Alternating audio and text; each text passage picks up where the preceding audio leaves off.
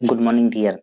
आज का टॉपिक है विद्युत ध्रुव के निरक्ष पे विद्युत क्षेत्र कैसे निकालेंगे। तो आइए देखते हैं कि निरक्ष पहले किसको कहते हैं, फिर हम लोग उस पे इलेक्ट्रिक फील्ड निकालेंगे। पिछले क्लास में हम लोगों ने पढ़ा था कि एक्सियल लाइन पे विद्युत द्विध्रुव के अक्ष पे इलेक्ट्रिक फील्ड कितना होगा। ठीक है, तो आज के क्लास में हम लोग पढ़ेंगे कि अगर अक्ष से परपेंडिकुलर कोई लाइन है जिसको हम निरक्ष बोलेंगे। अभी देखिए किसको कहते हैं निरक्ष, इसको भली भांति आप पहले समझ लीजिए, फिर हम लोग उसी लाइन पे किसी पॉइंट पे, किसी अननोन पॉइंट, कोई पॉइंट हम ले लेंगे और वहां पे हम इलेक्ट्रिक फील्ड, विद्युत क्षेत्र निकाल करके दिखाएंगे आपको कि किस प्रकार से निकलेगा। ठीक है, तो डायपोल, डायपोल जैसा कि आपको पता है कि डायपोल एक ऐसा सिस्टम है जिसमें इक्वल मैग्नीट्यूड ऑफ चार्ज होते हैं और वह कुछ दूरी से सेपरेट होता है। ठीक है, तो देखिए यहीं पे हम आपको दिखा रहे हैं कि यही हमारा क्या है, एक सिस्टम है। ठीक है, यहाँ पे एक चार्ज है, दूसरा चार्ज यहाँ पे है। इस चार्ज को हम माइनस क्यू बोल दिए, इस चार्ज को हम प्लस क्यू बोल देते हैं। तो हमारा माइनस क्यू और प्लस क्यू दो चार्ज है, कुछ दूरी से सेपरेट है, कुछ दूरी से अलग रहता है, तो इस सिस्टम को ही हम डायपोल कहते हैं। ठीक है, डायपोल और डायपोल मोमेंट हमने आपको बार बार बताया है एक चीज कि हम जो भी इस डायपोल वाले चैप्टर में जो भी इस टॉपिक के अंतर्गत पढ़ेंगे, वह सारे टर्म्स जो भी डेराइव्ड होगा वह आपको इलेक्ट्रिक, वह आपको डायपोल मोमेंट के टर्म में होगा। किसके टर्म में होगा? डायपोल मोमेंट के टर्म में होगा। ओके, तो एक हमको ये पता है कि हम अगर इलेक्ट्रिक फील्ड अभी हम कैलकुलेट करेंगे तो किसके टर्म में करेंगे? इलेक्ट्रिक डायपोल मोमेंट के टर्म में करेंगे। तो इलेक्ट्रिक डायपोल मोमेंट क्या होता है?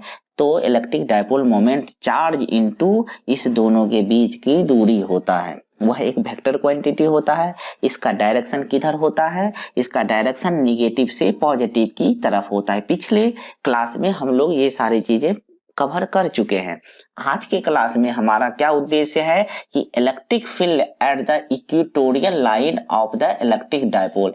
इलेक्ट्रिक डायपोल मींस दैट विद्युत द्विध्रुव के निरक्ष पे विद्युत क्षेत्र कितना होगा, इसको कैलकुलेट करना है। तो निरक्ष, निरक्ष सबसे पहले कहते क्या है, ये हमारा डायपोल रहा। इस डायपोल में ये जो परपेंडिकुलर लाइन होगा, ठीक है, इस परपेंडिकुलर लाइन को ही हम क्या बोलेंगे? निरक्ष बोलेंगे। इसी को हम क्या बोलते हैं? निरअक्ष बोलते हैं। ठीक है, इंग्लिश में इसको क्या कहते हैं? इक्वेटोरियल लाइन, इक्वेटोरियल लाइन कहते हैं। ओके, ये निरक्ष हो गया कि निरक्ष पे हमें क्या निकालना है? इलेक्ट्रिक फील्ड निकालना है। याद कीजिए पिछले क्लास में हम लोगों ने इस तरह से डायपोल लिया था और इस तरह से अगर डायपोल बनाया था, माइनस क्यू था, यहाँ प्लस क्यू था, तो एक्सिस पे पॉइंट था। पहला केस जो हम लिए थे इसमें एक्सिस पे पॉइंट लिए थे। यहाँ से हमने ये इसके सेंटर से, इस सेंटर को हम ओ बोल दिए अगर, तो यहाँ से हम आर डिस्टेंस पे इस पॉइंट ए लेकर के इलेक्ट्रिक फील्ड निकाले थे, जहां हम देखे थे कि इलेक्ट्रिक फील्ड का वैल्यू जो है 2kp/r³ आया था। 2kp/r³ आया था। k का वैल्यू कितना होता है आपको पता है कि 1/4πε0 होता है। तो ये सारी चीजें आपको पता है। ठीक है, तो k का वैल्यू कितना होता है? 1/4πε0 ये वैल्यू होता है। ये सारी चीजें आपको पता है। अब समझिए कि अगर हमको, हमने कल आपको बताया था कि अक्ष पे जो इलेक्ट्रिक फील्ड निकलेगा, अक्ष पे जो इलेक्ट्रिक फील्ड निकलता है और इक्वेटोरियल लाइन पे जो इलेक्ट्रिक फील्ड निकलेगा, दोनों में एक रिलेशन भी होगा। तो आपको याद भी रखना है कि हमें अक्ष पे कितना मिला था और उसी से तब जाके हम लोग रिलेट कर लेंगे कि निरक्ष पे कितना निकला, इक्वेटोरियल लाइन पे कितना निकल रहा है।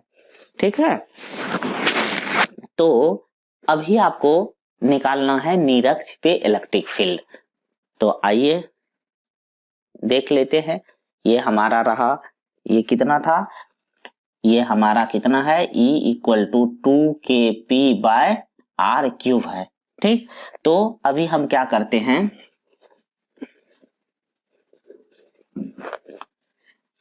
कि निरक्ष पे निकालना है, तो किसी पॉइंट पे निकालना है। हमें लिखा हुआ है कि इलेक्ट्रिक फील्ड इक्वेटोरियल लाइन पे निकालना है, तो इक्वेटोरियल लाइन पे आप कोई पॉइंट लेंगे, तो आप मान के चलिए कि आप ये पॉइंट आपने ले लिया, इसी पॉइंट को हम इस बार ए पॉइंट बोल देते हैं। ये हमारा सेंटर मध्य बिंदु है, केंद्र है, ये डायपोल का केंद्र कहलाता है। ठीक है, ये सेंटर है, ये क्या है, सेंटर है। इंग्लिश में क्या बोलिएगा, इसको केंद्र बोलिएगा। ये हमारा केंद्र है। आपको पता है कि अगर इलेक्ट्रिक फील्ड हमको इस पॉइंट पे चाहिए तो इसके कारण से भी होगा, -q चार्ज के कारण से भी इलेक्ट्रिक फील्ड यहाँ होगा। इस पॉइंट को अभी हम ए बोल दिए, इस इक्वेटोरियल पॉइंट को क्या बोल दिए हैं, इस पॉइंट को हम ए बोल देते हैं। ठीक है, ये जो ए है, ठीक है, ये जो ए पॉइंट है, इस पॉइंट ए पे हमें इलेक्ट्रिक फील्ड निकालना है। तो हमको ये पता है कि इलेक्ट्रिक फील्ड जब भी निकलेगा तो -q के कारण भी निकलेगा और +q के कारण भी इलेक्ट्रिक फील्ड निकलेगा, दोनों के कारण से ए पे निकलेगा। और इलेक्ट्रिक फील्ड चूंकि एक सदिश राशि होता है, वेक्टर क्वांटिटी होता है, इसीलिए इसका सिंपल एडिशन नहीं होगा, इसका एक स्पेशल तरीका होता है ऐड करने का। आपको फॉर रिजल्टेंट निकालने के लिए आ रहा होगा कि रिजल्टेंट कैसे निकलता है वेक्टर का, r equal to √a² + b² + 2ab cos theta वाले फॉर्मूला से हम लोग रिजल्टेंट निकालते हैं। तो चूंकि ये वेक्टर क्वांटिटी है और यहाँ पे इलेक्ट्रिक फील्ड जो है -q के कारण भी होगा और +q के कारण भी होगा, तो उसको हम क्या करेंगे, ऐड करेंगे। ये हमारा स्टेप होगा इस पॉइंट पे इलेक्ट्रिक फील्ड कैलकुलेट करने का। फिर से समझिए इस बात को भाई, अगर आप इस संवाद को समझ गए तो कुछ नहीं है, सारे स्टेप हमको वही लेने हैं पिछले क्लास में जिस तरह से किया था। ठीक है, समझिए बात को कि हमको ए पॉइंट पे इलेक्ट्रिक फील्ड निकालना है, क्योंकि ये जो लंबवत लाइन है, इसी लाइन को हम क्या बोलते हैं, इसी लाइन को जो है निरक्ष वाले को ही हम विषुवतीय भी बोलते हैं, विषुवतीय रेखा भी बोलते हैं। ठीक है, इसी लाइन को जो डायपोल की जो परपेंडिकुलर जो लंबवत लाइन होते हैं उसी को निरक्ष या विषुवतीय रेखा, इंग्लिश में इसी को इक्वेटोरियल लाइन बोलते हैं। ठीक ना, अब ये पॉइंट जो है, ए पॉइंट जो है इस सेंटर से, इस केंद्र से, इस मध्य बिंदु से कितने डिस्टेंस पे ले लेते हैं, r डिस्टेंस पे। कल भी हमने इस पॉइंट से, सेंटर से ही r डिस्टेंस पे कोई पॉइंट लिया था जो कि एक्सिस के अलोंग था। आज हमारा क्या है, उस एक्सिस से परपेंडिकुलर लाइन है। ठीक है, एक बात क्लियर हो गई। और आपको पता है कि आपको क्या मानना है, इसके बीच का सेपरेशन को हम 2a से डिनोट करते हैं। इसके बीच का सेपरेशन कितना है, 2a है। तो इसका मतलब हो गया कि मध्य बिंदु ये होगा तो ये a हो जाएगा और ये भी a हो जाएगा। अच्छे से ध्यान से देखना है, इस फिगर को समझ गए तो सारे स्टेप आसान हो जाएंगे। ठीक है, तो देखिए आपको क्या करना है कि आपको पता है कि अगर ए पॉइंट पे इलेक्ट्रिक फील्ड हमको निकालना है तो पॉइंट -q वाले से ए के डिस्टेंस के बारे में जानकारी होना जरूरी है। तो हमारा डिस्टेंस कितना हो जाएगा, यहाँ से यहाँ तक का डिस्टेंस चाहिए, तो हम डिस्टेंस निकालने के लिए इसको क्या करेंगे, मिला देते हैं। इसका भी डिस्टेंस चाहिए तो इसको भी मिला देते हैं। एक बार तो आपको समझ में आ गया होगा, क्योंकि ये ए है, ये भी ए है, और इसका मतलब है कि अगर ये पॉइंट ए जो है यहाँ पे r डिस्टेंस पे है तो इससे भी, इसको हम नाम भी दे देते हैं। ठीक है, इसको नाम दे देते हैं, आज इसको नाम क्या दे दें, इसको m बोल देते हैं, इसको n बोल देते हैं। ठीक, देखिए m और n है, हम m और n इसको बोल दिए हैं, इस पॉइंट को a माने हुए हैं। इस पॉइंट को आप अलग से कुछ भी मान सकते हो, कोई आपत्ति वाली बात नहीं है। ठीक है, तो हमने अभी m और n मान लिया है इस पॉइंट को, तो m और a का वैल्यू डिस्टेंस वही होगा जो कि n और a का होगा।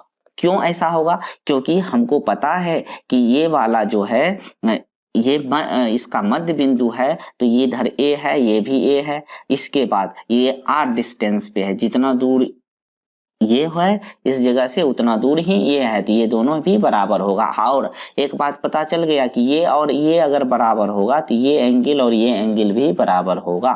ठीक है, अब समझिए और कुछ बातें इसमें समझना है।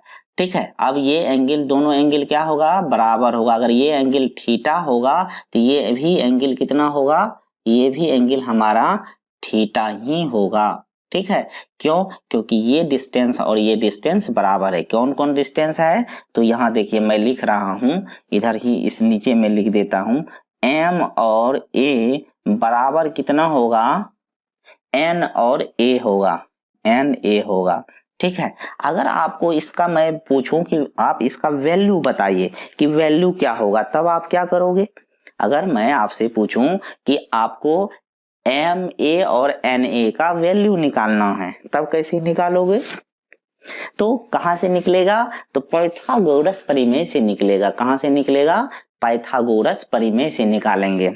ठीक है, तो आइए समझिए इस बात को कि पाइथागोरस परिमेय, पाइथागोरस परिमेय जो पाइथागोरस थ्योरम है वो क्या कहता है, अगर ये a है, ये डिस्टेंस r है, तो ये डिस्टेंस कितना हो जाएगा, और ये 90 डिग्री बना रहा है, इसीलिए ये डिस्टेंस कितना हो जाएगा, ये हो जाएगा आपको आर स्क्वायर प्लस ए स्क्वायर। ये डिस्टेंस भी कितना हो जाएगा, देखिए ये डिस्टेंस भी आपको कितना हो गया, आर स्क्वायर प्लस ए स्क्वायर। ठीक है, यानी कि M A equal to N A बराबर कितना हो गया, root under R square plus ए स्क्वायर हो गया। ठीक है, यहाँ का ए पॉइंट का डिस्टेंस आप निकाल लिए एम और एन से। अब आपको इलेक्ट्रिक फील्ड लिखना है, क्या लिखना है आपको, इलेक्ट्रिक फील्ड लिखना है। किसके कारण से, माइनस क्यू के कारण से यहाँ पे इलेक्ट्रिक फील्ड होगा, और यहाँ पे फिर प्लस क्यू के कारण भी इलेक्ट्रिक फील्ड होगा। बताइए, अगर माइनस क्यू के कारण हम इलेक्ट्रिक फील्ड लिखेंगे तो क्या ये ऊपर जाएगा या नीचे आएगा, तो आपको पता होगा कि चूंकि नेगेटिव चार्ज है तो इसके और इसके तरफ आएगा, तो इलेक्ट्रिक फील्ड हमारा किधर हो जाएगा, नीचे की तरफ हो जाएगा। कितना होगा, वह electric field E minus Q के कारण हो गया।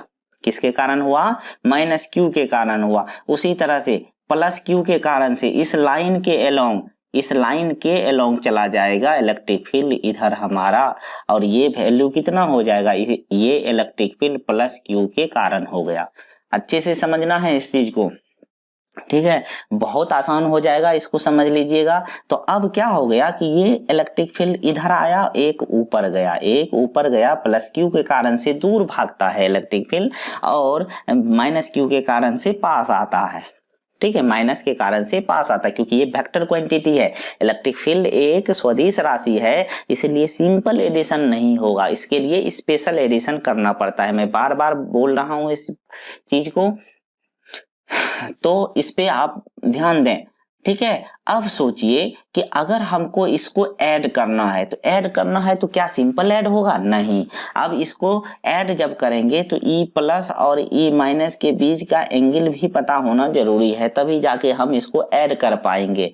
ठीक है, तो तरीका देखिए क्या होगा, आप क्या कीजिए, ये इस लाइन के पैरेलल अगर हम एक लाइन यहाँ ड्रॉ कर दें, समझिएगा बात को, इस लाइन के पैरेलल अगर एक लाइन यहाँ ड्रॉ, इस लाइन के एक्सियल लाइन के पैरेलल, एक्सिस अक्ष के पैरेलल एक लाइन यहाँ ड्रॉ कर दिए, कोई दिक्कत नहीं है, डॉटेड लाइन से दिखाया गया है, ये इस अक्ष के पैरेलल है। तो ये अगर एंगल थीटा है, अगर ये एंगल थीटा है, यहाँ पे देखिए, अगर ये एंगल थीटा है तो आपको ये भी एंगल क्या होगा, थीटा होगा। ये एंगल थीटा है तो ये भी एंगल थीटा होगा, और चूंकि ये एंगल थीटा है तो ऊपर वाला भी एंगल कितना होगा, थीटा ही होगा। कितना होगा, थीटा ही होगा। समझ गए बात को, ये अगर थीटा है तो ये भी थीटा ही होगा, क्योंकि आपको ये ज्योमेट्री से आपको देख लेना, कोई विशेष बात है नहीं, मैथमेटिक्स से ऐसा हो कर लिए। ठीक है, हमारा ए पॉइंट है, ये कैसा पॉइंट है, ये ए पॉइंट है ये। ठीक, अब देखिए यहाँ पे अब कुछ चीजें आपको समझना है, क्योंकि ये एंगल कितना बनाया है, थीटा बनाया है, इस एक्सिस के साथ थीटा बनाया है। ठीक है, इस एक्सिस के साथ थीटा बनाया है। अब क्या करना है कि इसका कंपोनेंट तोड़ना है। कंपोनेंट के बारे में शायद आपको याद होगा कि अगर कहीं इंक्लाइन वेक्टर होता है, जैसे कि ए वेक्टर है, इस वेक्टर को मान के चलिए ये हमारा एफ वेक्टर है, फोर्स है, अगर ये एफ वेक्टर है तो इसके कंपोनेंट कैसे टूटते हैं, जिसके साथ थीटा बनाता है उसमें एफ कॉस थीटा लिखते हैं, जिसके साथ नहीं बनाता है साइन थीटा लिखते हैं। क्या ये चीज आपको पता है? बिल्कुल पता होगा, वेक्टर में ऐसा हम 11th में पढ़ते हैं। ठीक है, ये सब हम मान के चलते हैं कि आपको अच्छे से आ रहा है। ठीक है, अगर इससे रिलेटेड कोई डाउट हो तो आप पीछे इसको देख लीजिए। ठीक है, आइए यहाँ पे समझिए, अगर ये एंगल थीटा बनाया है, बहुत अच्छे से समझना है, जो है सो फिगर में ही है। ओके, अगर आप फिगर समझ गए then everything will be easy, तो सारी चीज आसान हो जाएंगे। अगर आप इसको थोड़ा सा ध्यान से समझ लीजिए, अगर आपको नहीं समझ में आता है तो वीडियो को पॉज करके हर स्टेप को अच्छे से समझिएगा। ठीक है, सुन करके आप हर एक बात इसमें समझ लीजिए, कैलकुलेशन बहुत इजी हो जाएगा। देखिए अभी आपको ये चूंकि E माइनस क्यू लिखे हुए हैं, इलेक्ट्रिक फील्ड माइनस क्यू के कारण, यहाँ इलेक्ट्रिक फील्ड प्लस क्यू के कारण ये एंगल थीटा बनाया है, तो ये इसके दो कंपोनेंट, एक कंपोनेंट इधर गया, चूंकि इसके साथ एंगल थीटा बनाया है इसीलिए क्या हो जाएगा, E minus q cos theta हो जाएगा। ठीक है, E minus q cos theta हो जाएगा। ठीक है, अब सोचिए इसके बाद और चीज समझना है आपको। एक कंपोनेंट हमने लिख लिया, ठीक है, एक कंपोनेंट लिख लिया, दूसरा इसका एक कंपोनेंट इस साइड आया, दूसरा इस साइड आएगा, तो इस साइड क्या आएगा, इसके नीचे आएगा, नीचे की तरफ एक कंपोनेंट आएगा, क्या लिखेंगे, E minus Q sine theta. ये क्या हो गया, E minus Q sine theta. उसी तरह से देखिए प्लस के कारण से एक किधर जाएगा, एक थीटा इसके साथ बनाया है, तो ये क्या हो गया, E प्लस कॉस थीटा हो गया। ठीक है, इसके कारण से कितना हो गया, E प्लस कॉस थीटा हो गया। और दूसरा कंपोनेंट ऊपर चला जाएगा, कितना होगा ऊपर जाएगा जो, वह E प्लस क्यू इंटू क्या, साइन थीटा होगा। ठीक है, E plus Q sine theta होगा और E minus Q into sine theta होगा। अब यहां से एक बात समझना है आपको कि चूंकि डिस्टेंस सेम है, देखिए डिस्टेंस सेम है, इस पॉइंट का और मैग्नीट्यूड भी सेम है। आपको पता है कि वेक्टर जिस समय लिखते हैं तो प्लस माइनस नहीं लिखते हैं, तो अगर हम E प्लस क्यू लिखना चाहें, किसका वैल्यू, E प्लस क्यू का वैल्यू लिखना चाहते हैं, E प्लस क्यू का वैल्यू, माइनस का पहले लिख लेते हैं। ठीक है, माइनस का लिख लेते हैं पहले, माइनस क्यू के कारण से, तो कितना होगा इलेक्ट्रिक फील्ड का फॉर्मूला आपको याद होगा, K into Q divided by R square का वैल्यू कितना, तो आर का वैल्यू इसके यही है, ये जो निकल के आया कितना, root under R square plus ए स्क्वायर, तो क्या हो जाएगा, ये हो जाएगा K Q by R square plus A square.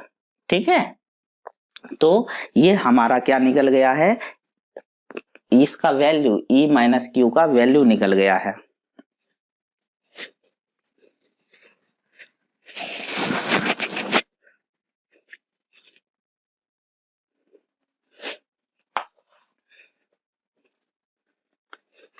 उसी तरह से आप क्या किसका वैल्यू निकालिए, आप इसका भी वैल्यू निकाल सकते हैं प्लस क्यू का, तो ये भी कितना होगा, के क्यू बाय रूट अंडर, इसका स्क्वायर छूट गया यहाँ, इसका स्क्वायर होगा यहाँ। ठीक, तब ये हट जाएगा स्क्वायर रूट, तो आर स्क्वायर प्लस ए स्क्वायर का स्क्वायर, तो कितना हो जाएगा, K Q by R square plus A square. ठीक है, ये टर्म हो गया। के का वैल्यू कितना होता है, तो के का वैल्यू हमारा होता है, के का वैल्यू अगर हम लिखना चाहें तो कितना हो जाएगा,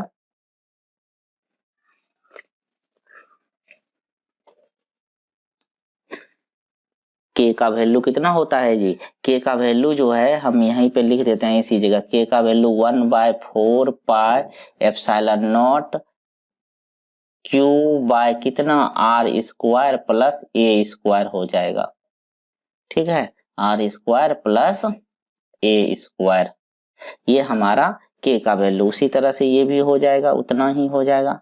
ठीक है, जितना ये है उतना ही हो जाएगा।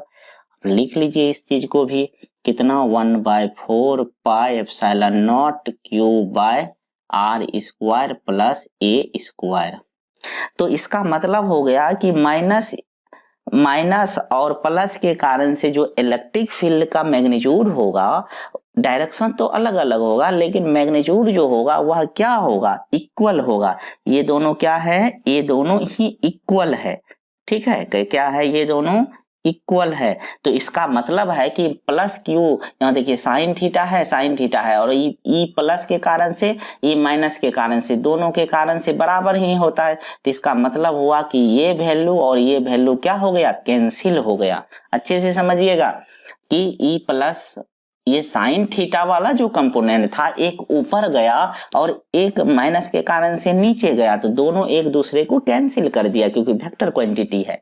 ठीक है, और जैसे ही ये कैंसिल हो गया तो इसका मतलब हुआ कि इस डायरेक्शन में अब इलेक्ट्रिक फील्ड कुछ नहीं होगा। ठीक है, तो दोनों इलेक्ट्रिक फील्ड, दोनों कंपोनेंट किधर चला गया, इधर चला गया। तो देखिए ये दोनों चूंकि बराबर होता है ई माइनस क्यू, इसको सम्मिलित रूप से हम इसको ई बोल देते हैं।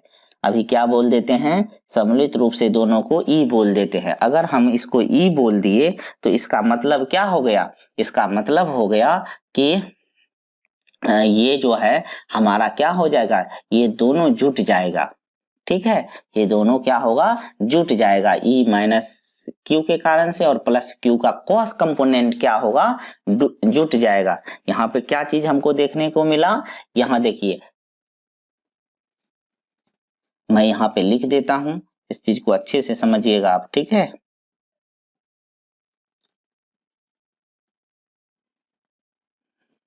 देखिए यहाँ पे हम कुछ चीजें लिख देते हैं आपको। अब जो इतने सारे चीज कर लिए हैं, तो अब यहाँ से हमको, अगर ये सारा फिगर आपको समझ में आ गया है तो आपके लिए कैलकुलेशन बिल्कुल इजी है। ठीक है, देखिए हम क्या करते हैं कि यहाँ से हम आपको लिख देते हैं, एक दो लाइन लिख देते हैं। माना कि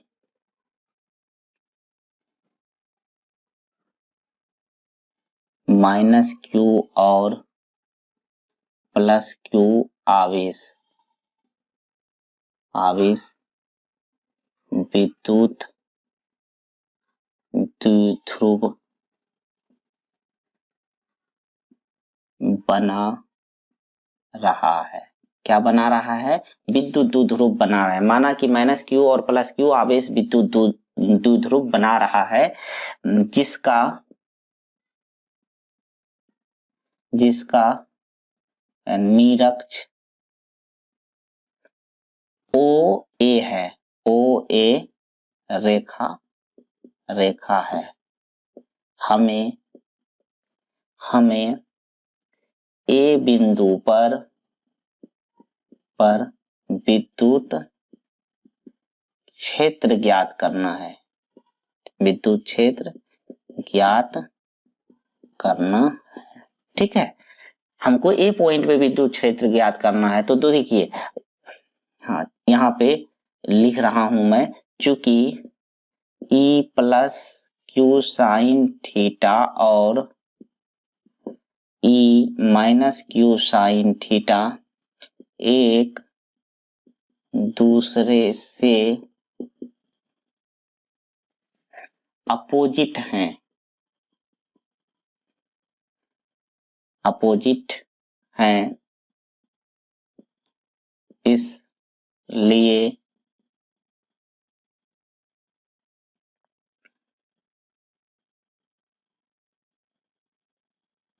इसलिए यह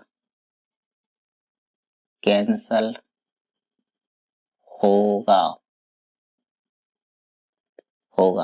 दूसरी बात, चूंकि ई प्लस क्यू कॉस थीटा और ई माइनस क्यू कॉस थीटा दोनों की दिशा समान है, इसलिए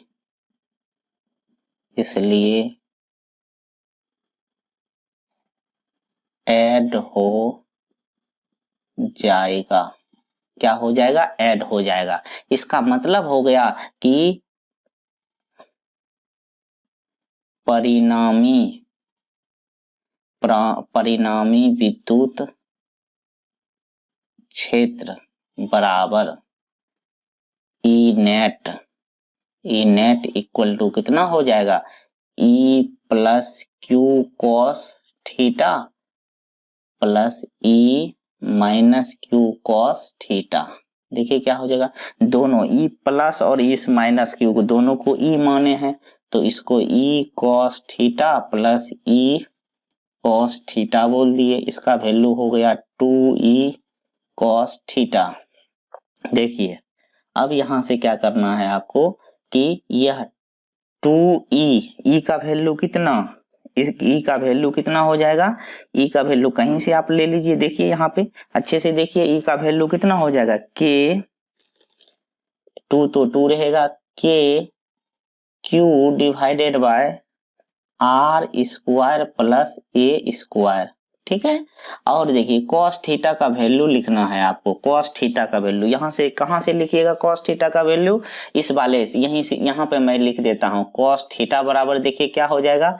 कॉस थीटा इस वाले ट्रायंगल में देखिए लिख देता हूँ ऊपर, इन ट्रायंगल, इसमें ए ओ एन में, in triangle A O N.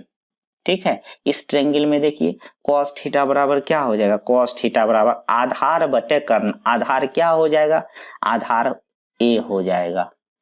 कर्ण क्या हो जाएगा? कर्ण हो जाएगा root under R square plus ए स्क्वायर। तो cos थीटा का वैल्यू आप यहां पुट कर दीजिए, तो कितना हो गया value? a divided by root under R square plus A square. ठीक है। अब देखिए, अब इसी चीज को आप क्या कर सकते, इसका मतलब होता है पावर हाफ, रूट का मतलब होता है पावर हाफ, इस पे पावर 1 है, तो इसको इस तरह से लिख सकते हैं क्या? ई नेट 2 के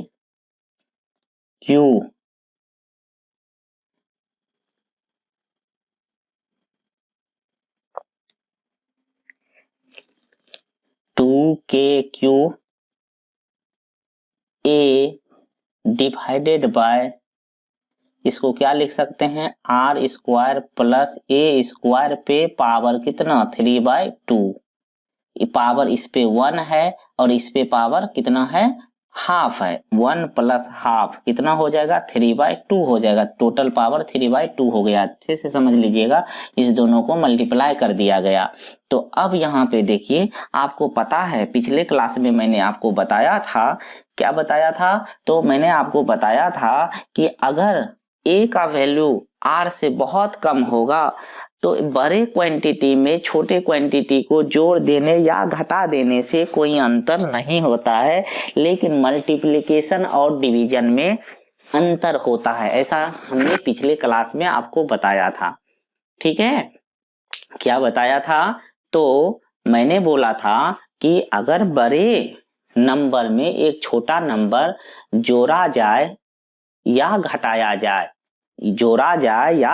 जाए, तो कोई अंतर नहीं होता है, लेकिन मल्टीप्लिकेशन और डिवीजन में अंतर होता है। मल्टीप्लिकेशन और डिवीजन में क्या होता है? अंतर होता है। तो इसका मतलब हो गया कि हमको पता है कि a का वैल्यू 2a का वैल्यू ही ऑलरेडी काफी कम होता है, a का वैल्यू तो और कम होता है, a का वैल्यू क्या होता है? और कम होता है। तो इसका मतलब हो गया, यहां से एक बात क्लियर है कि r जो है बहुत बहुत बहुत बड़ा होता है a से, इसीलिए a को नेग्लेक्ट कर सकते हैं। a को क्या कर सकते हैं? इस a को नेग्लेक्ट कर सकते हैं। a जो हमारा है वह 0 हो जाएगा, एरो दे करके 0 दे दिए, तो बचेगा क्या? आर स्क्वायर पे पावर 3/2। तो क्या बच गया? देखिए यहां से बच गया 2, यहां से क्या बच गया? ये देखिए, और यहां से ये q इंटू 2, इसको इस तरह से अरेंज करके लिखते हैं हम, k इंटू 2 k क्यू, के क्यू को एक साथ रख लिए, 2a को एक साथ कर देते हैं, डिवाइडेड बाय क्या हो जाएगा, r पे पावर, देखिए r स्क्वायर हो गया, यहाँ 3/2 है तो 2 कैंसिल हो जाएगा, पावर बचेगा 3/2। तो देखिए क्या हो गया, यहाँ फाइनली जो हमको हो गया ये k हो गया, और q इंटू 2a को हम क्या बोलते हैं, p बोलते हैं, क्या बोलते हैं, डायपोल मोमेंट बोलते हैं, ये आर क्यू हो गया। तो इसका क्या मतलब हो गया, इसका मतलब हो गया कि ई नेट जो निकल करके आया है, ठीक है, यहाँ पे मैं लिख रहा हूं, जो ई नेट निकल के आया है वह कितना आया, आ गया हमारा K P divided by R Q निकल करके चला आया। कल पिछले क्लास में, पीछे जो हमारा क्लास हुआ है, अक्ष पे जब हम निकाले थे तो इससे 2 गुना निकला था। अब देखिए जाकर के 2 गुना निकला था, ई नेट का value 2 K P R bye Q था, ठीक है, ये हमारा इक्वेटोरियल लाइन पे जब निकला तो उससे आधा हो गया, ठीक है, ये क्या, ये वैल्यू क्या है, इक्वेटोरियल लाइन पे है और यह अक्ष से आधे है, आधा वैल्यू है, ठीक है, के पी, इसको इस तरह से भी लिख सकते हैं, ई नेट के का वैल्यू कितना होता है 1/4 pi epsilon naught P divided by R Q, इस तरह से भी ई नेट लिख सकते हैं। कहाँ होता है ये, तो ये इक्वेटोरियल लाइन पे होता है, कहाँ होता है, ये निरक्ष पे, निरक्ष पर विद्युत क्षेत्र होता है, यही हमारा मेन उद्देश्य था निकालना, निरक्ष पर विद्युत क्षेत्र निकालना था, और ये कितना निकल के आया, K into P by R Q होता है, ये कितना होता है, तो ये हाफ होता है, यह अक्ष पर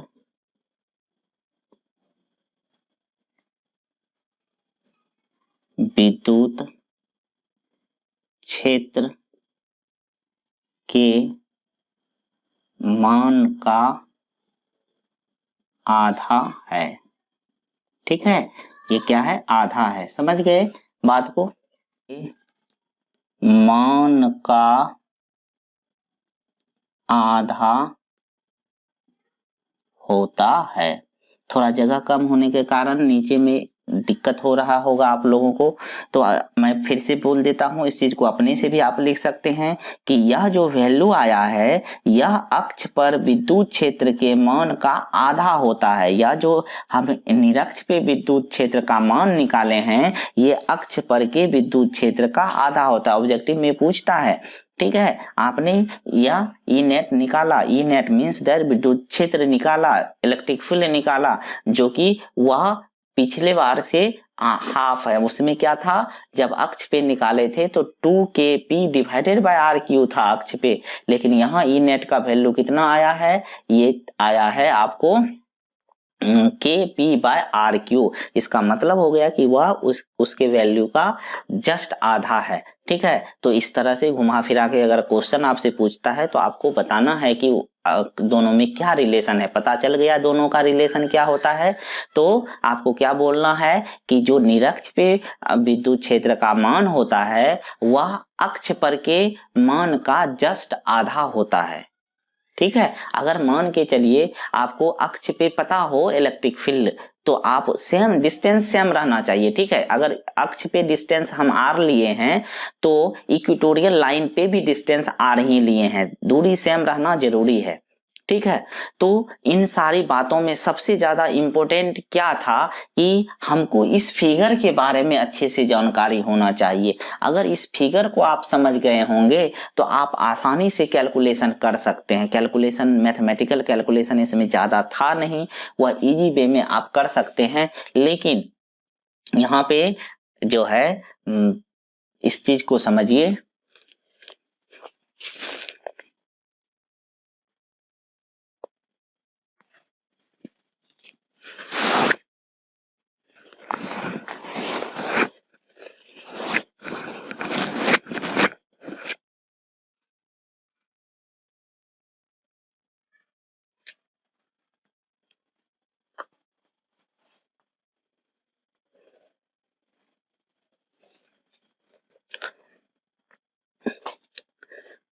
तो ये इम्पोर्टेंट बात यहाँ पे क्या था हम लोगों का, यहाँ पे इम्पोर्टेंट बात था क्या कि ये जो वेक्टर क्वांटिटी होने के कारण से कुछ कंपोनेंट कैंसिल हो गया और कुछ कंपोनेंट ऐड हो गया। तो कॉस वाला कंपोनेंट ऐड हो गया है और साइन वाला कंपोनेंट कैंसिल हो गया है, ठीक है। और इसी के वजह से ऐड होकर के हमको क्या दे दिया है, 2e cos थीटा दे दिया है।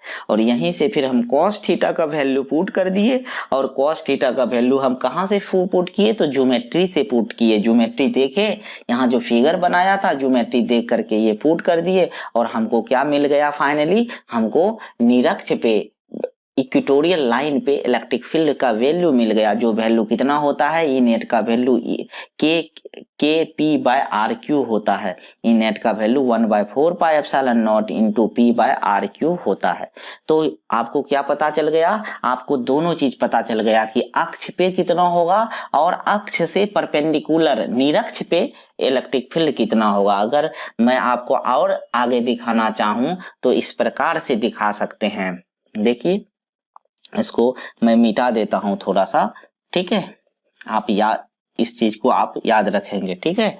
देखिए क्या बात पता चला आपको कि अगर डायपोल इस प्रकार से हो, ठीक है, ये हमारा डायपोल हो, छोटा सा ही बनाते हैं, ये हमारा डायपोल हो, ये हमारा माइनस क्यू हो और ये हमारा प्लस क्यू हो। देखिए इस जगह से निगेटिव की ओर गया है, किधर, प्लस की तरफ नहीं गया है, नेट किधर गया है, निगेटिव की तरफ। अगर यहाँ पे हमारा ये माइनस क्यू और ये प्लस क्यू है तो इसके कारण इसका यूज होगा, अगले डेरिवेशन में इसका यूज होगा। इसीलिए मैं फिर से अलग से एक सेपरेट फिर से बता रहा हूं, यहाँ पे ध्यान दीजिएगा, ठीक है। अगर अक्ष पे है, क्योंकि उस समय हमको डायरेक्ट यही याद रखना है कि अक्ष पे कितना होता है, अक्ष में 2 आता है और निरक्ष में 2 नहीं आता है। फॉर्मूला उसी तरह से यूज कर लेंगे हम लोग। तो क्या करना है हमको, इससे 8 डिस्टेंस पे, अगर ये पॉइंट हमारा 8 डिस्टेंस पे है, यहाँ से इस पॉइंट से 8 डिस्टेंस पे हमने क्या किया कि कोई डायपोल मोमेंट का वैल्यू लिखे इसके कारण से। तो नेट हमारा किधर गया था, ई नेट का वैल्यू इधर आया था और इसका वैल्यू कितना निकला था, 2k p bye R Q निकला था। याद कीजिए पिछले क्लास में निकला था। ये कहाँ हो गया, ये एक्सिस पे हो गया, हिंदी में इसको अक्ष कहते हैं, ये अक्ष पे हो गया। और दूसरी बात अभी हम क्या निकाले कि इसी r डिस्टेंस पे अगर इलेक्ट्रिक फील्ड r डिस्टेंस पे फिर से निकालें इक्वेटोरियल लाइन पे, इसको क्या कहते हैं, निरक्ष कहते हैं। निरक्ष पे अगर निकालते हैं, इक्वेटोरियल लाइन पे अगर निकालते हैं, इसका वैल्यू किधर निकला है, देखिए इधर वाला कैंसिल नहीं हो गया, टोटल किधर गया, इधर गया, यानी कि टोटल मतलब नेट किधर चला गया, निगेटिव की तरफ चला गया, ठीक है। यहाँ प्लस है तो इससे अब चला गया और ई नेट का वैल्यू कितना आ गया है, ई नेट इक्वल टू आया है के पी बाय आर क्यू, ठीक है। तो इस बात को समझिए, मान के चलिए P का वैल्यू कहीं पे P cos थीटा आ गया, एक्सियल डायरेक्शन में मान के चलिए कहीं पे P का वैल्यू मैं बोल दूं कि P cos थीटा आ गया, तो P के जगह क्या पुट कर देंगे, P cos थीटा पुट कर देंगे। अगर मान के चलिए कहीं पे P के जगह आप इस P के जगह पे हमको P sin थीटा आ गया है तो हम यहाँ पे sin थीटा पुट करेंगे। ऐसा अगले क्लास में होने वाला है, उसका थोड़ा सा हिंट आपको मैं दे रहा हूं। इस चीज को आपको अच्छे से पता होना बहुत जरूरी है। ये जो चीज मैं बता रहा हूं अगला जो क्लास होगा इसी पे बेस्ड होगा। डेरिवेशन हम फिर से करेंगे किसी जनरल पॉइंट पे। ये वाला पॉइंट अभी क्या था, या तो एक्सिस पे था या फिर एक्सिस से परपेंडिकुलर था। मान के चलिए ना वह पॉइंट एक्सिस पे हो ना ही वह निरक्ष पे हो, तब कैसे निकलेगा, तो ये हमारा तीसरा पॉइंट होगा, ठीक है। इलेक्ट्रिक फील्ड निकालने का तीसरा पॉइंट यही हो सकता है। अगर मान के चलिए अगर डायपोल के या तो एक्सिस पे पॉइंट होगा या फिर कहां हो सकता है, इक्वेटोरियल लाइन पे हो सकता है, निरक्ष पे हो सकता है, या इस दोनों को छोड़ के किसी तीसरे जगह हो सकता है, ठीक है। इससे ज्यादा कुछ हो नहीं सकता है। तो अगले क्लास में हम लोग पढ़ेंगे कि अगर electric field at any point on the electric dipole पे हम लोग किसी पॉइंट पे इलेक्ट्रिक फील्ड निकालेंगे और उसके लिए हम इसी दोनों का कॉन्सेप्ट यूज करेंगे। तो इसको आप जिन लोगों को ये समझ में नहीं आया है, ये फिर से आप इसको इस वीडियो को फिर से देखेंगे और समझने का कोशिश करेंगे, क्योंकि बिना इसको समझे हुए अगला जो कॉन्सेप्ट है वह आप नहीं सीख पाएंगे। ठीक है, इसीलिए ये जरूरी है कि जिस तरह से मैं आपको बता रहा हूं आपको उसी तरह से करते जाना है। ठीक है, हमने आपको अभी तक क्या पढ़ाया है? अभी तक पढ़ाया है कि इलेक्ट्रिक डायपोल का जो ऑनलाइन क्लास स्टार्ट हुआ है, तो इलेक्ट्रिक डायपोल ही बता रहा हूं। तो इलेक्ट्रिक डायपोल में हमने सबसे पहले इलेक्ट्रिक डायपोल को डिफाइन किए, फिर इलेक्ट्रिक डायपोल कहाँ पढ़ते हैं, केमिकल बॉन्डिंग वगैरह के केस में पढ़ते हैं, ये जाने। फिर हमने इलेक्ट्रिक डायपोल मोमेंट के बारे में जाना, इलेक्ट्रिक डायपोल मोमेंट किसको कहते हैं ये पता हो गया कि यह Q इंटू 2A होता है, Q इंटू L होता है, और यह एक वेक्टर क्वांटिटी होता है, इसका यूनिट dpi होता है। इसके बाद हम लोगों ने क्या पढ़ा कि इसका कैलकुलेशन, इलेक्ट्रिक फील्ड का calculation in terms of electric dipole moment किस तरह से किया जाएगा, और वही टॉपिक चल रहा है। पिछले क्लास में हमने क्या पढ़ा था? हमने पिछले क्लास में पढ़ा था electric field at the axial line of the electric dipole, axial line पे पढ़ा था, और आज के क्लास में पढ़ा इक्वेटोरियल लाइन पे यानी निरक्ष पे। पिछले क्लास में अक्ष पे पढ़ा और आज निरक्ष पे पढ़ करके हम लोगों ने देखा कि दोनों में एक रिलेशन होता है। एक दूसरे जो अक्ष पे इलेक्ट्रिक फील्ड का मान होता है वह आधा होता है कि कहाँ पे? निरक्ष पे।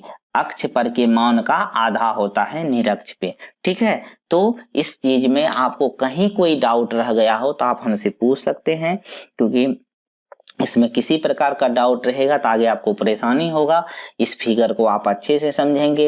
ये जो फॉर्मूला जहां भी मैं स्टार लगा दे रहा हूं उसको तो आपको हर हाल में सोते जागते वक्त याद रहना चाहिए। ठीक है, अगर नींद में भी कोई पूछ दे कि आपको बताइए कि अक्ष पे कितना वैल्यू होता है, निरक्ष पे कितना होता है, तो आप आंख मलते मलते भी बोल दें कि ये वैल्यू इतना होता है। ठीक है, इस तरह से याद होना चाहिए ये सब वैल्यू, क्योंकि इस पे डायरेक्ट न्यूमेरिकल वगैरह पूछ देता है, डायरेक्ट ऑब्जेक्टिव आता है।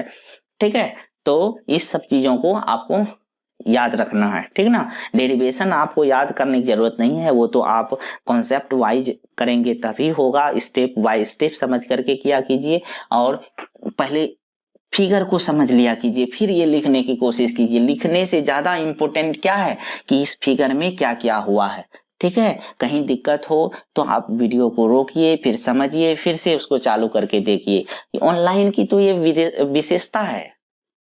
It is very beneficial for all of us कि हम इसको क्या कर सकते। हमारे लिए भी है कि मैं जो एक बार ऑनलाइन पढ़ा दिया तो क्या होगा कि अब ये हमेशा रहेगा, इसे आप बाद में भी देख सकते हो। ठीक है, अब एक ही चीज के लिए बार बार मेहनत करने की जरूरत नहीं होती है। अब जब भी आपको कोई मिस्टेक हो रहा होगा तो आप लेक्चर कभी भी देख सकते हैं, ये विशेषता है। लेकिन इसका डिमेरिट क्या है कि लोग बहक भी जाते हैं। ठीक है, तो आप मोबाइल लेकर के बैठे, आप लैपटॉप लेके बैठे, पढ़ने बैठे, वीडियो देखते देखते कुछ और देखने लगे, तो ये सब थोड़ी सी डिमेरिट भी है। मेरिट डिमेरिट तो चलता रहेगा, लेकिन इसका बेनिफिट काफी ज्यादा है कि आप अपने अनुसार जब मन तब इसको आप देख सकते हैं, कई बार देख सकते हैं। क्लासरूम के लेक्चर में क्या होता है कि मैं जो एक बार बोल दिया उसमें से कुछ बातें आपको याद रहा, कुछ नहीं रहा। ठीक है, और इसमें क्या होगा कि सारी बातें जो भी मैं बोला हूं कई बार आप रिपीट करके देख सकते हैं इसको। तो आज के क्लास को हम यहीं पे समाप्त कर रहे हैं, इसको अच्छे से नोट डाउन कर लीजिए। ठीक है, किसी तरह का कोई डाउट होगा तो आप हमें जरूर पूछिए। तो आज का क्लास यहीं समाप्त कर रहे हैं। Thank you so much.